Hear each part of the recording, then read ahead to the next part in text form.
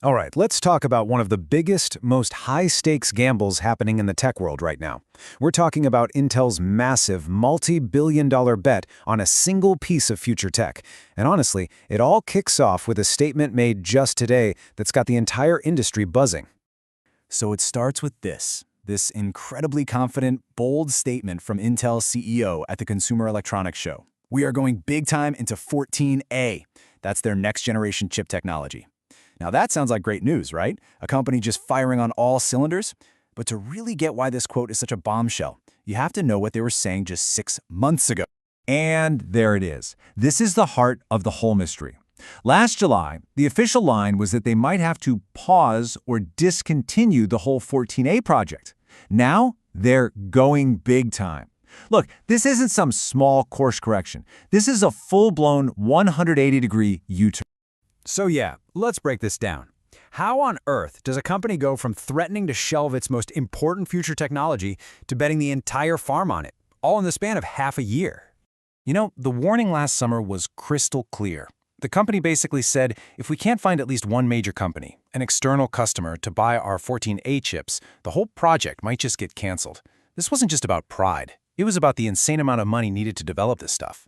And that brings us right back to the central question, the one everyone's asking. What could have possibly happened behind closed doors to spark such a dramatic, confident pivot?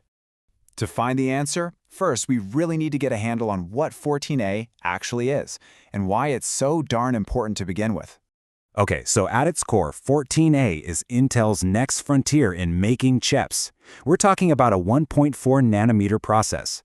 To put that in perspective, a nanometer is 1/1000th of a meter. We are talking about shrinking components down to near atomic sizes, just pushing the absolute limits of physics to cram more power into a smaller space. And it's supposed to be ready to go in 2027. And 14A is not just a little tweak. It's bringing in some major leaps in how chips are built. It's got things like second-gen RibbonFET transistors. Think of those as completely redesigned switches for better performance. And this new power delivery system called PowerDirect. You can kind of think of that as building a super-efficient electrical grid directly underneath the chip. These are fundamental upgrades. And that's exactly why this all matters so much. 14A is Intel's primary weapon in its fight to take back the title of the world's undisputed leader in chip making from rivals like TSMC and Samsung. It's also the cornerstone of their whole plan to become a major foundry, building chips for other companies, not just themselves. So, we know 14A is absolutely critical. Now, let's go back to that stunning announcement and decode the clue that's hidden in the CEO's own words. It might just solve this whole mystery for us. Listen very closely to the exact phrase he used, to serve the customer well. Now that seems totally harmless, right? But in the high-stakes world of corporate messaging, trust me, every single word is chosen for a reason, and pretty much everyone thinks this specific phrase is the key. Okay, so here's the big interpretation. Intel's own product division is always its first customer. That's a given. So by talking about serving the customer in this context, the CEO is sending a massive signal that they now have a new customer, that big external buyer they were so desperately looking for. And just like that, the mystery of the 180-degree turn seems to be solved.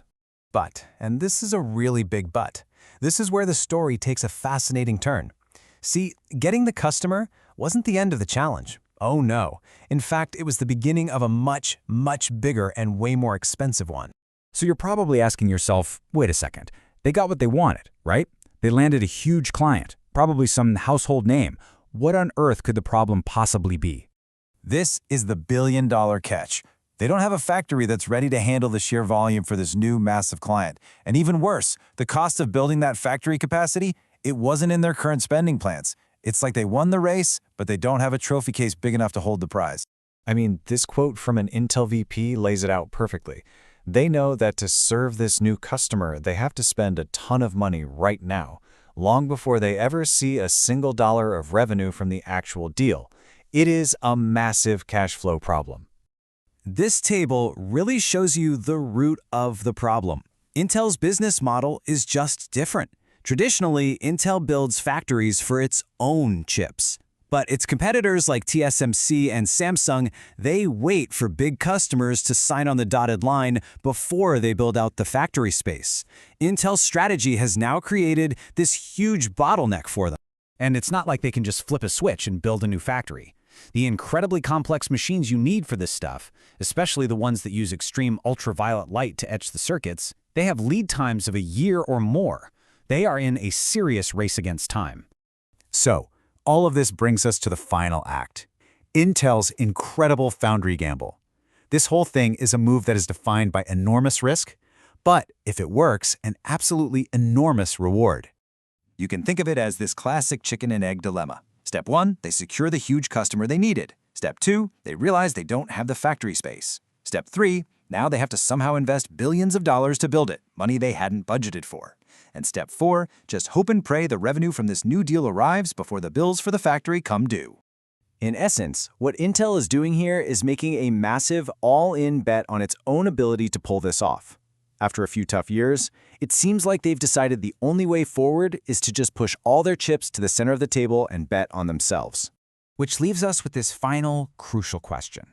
Intel is now on the hook, spending billions of dollars to build a factory they don't have, for a secret customer they can't name, to produce a technology that's still 2 years away from being ready. It is one of the boldest moves in modern tech history. The only question left is, will the gamble pay off?